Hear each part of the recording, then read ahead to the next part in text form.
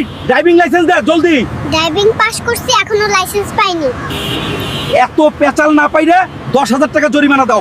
ওই জরিনা, তোর driving licence থাকা সত্ত্বেও তুই 10,000 টাকা জরিমানা কেন দিলি? আরে ড্রাইভিং লাইসেন্সে থাকা আমার ছবি ভালো না, তাই পুলিশে দেখাইনি। ওই ঝন্টু, তুই নাকি শ্বশুর বাড়ি থেকে বাইক আইফোন যৌতুক আনছস, কাহিনী কি সত্য? ওই কোন চুংলিং পং এই কথা কইছে, তারে ধইরা নিয়ে আই, তারে লাল কইরা ঝাল লাগায় দিমু। ওরা কেন? ওই নার্স, আমার কপালটা এক্সট্রা করে দে তাড়াতাড়ি। বেবি, কপাল এক্সরে করা যায় না। আর কপালে কি হইছে? কপাল এক্সরে করবে কেন? কপাল এক্সরে কইরা দেখমু, তাই ভেটকি সকি না। আর কয়দিন আছে আমার কপালে, ওর অত্যাচার আমার আর সহ্য হইতেছে না। ভেটকি, নতুন জুতাটা ছিঁড়ে গেছে, একটু সেলাই করে দিবি? আমার খুব উপকার হইব, নলে মুচিরে অনেক টাকা দিতে হইব।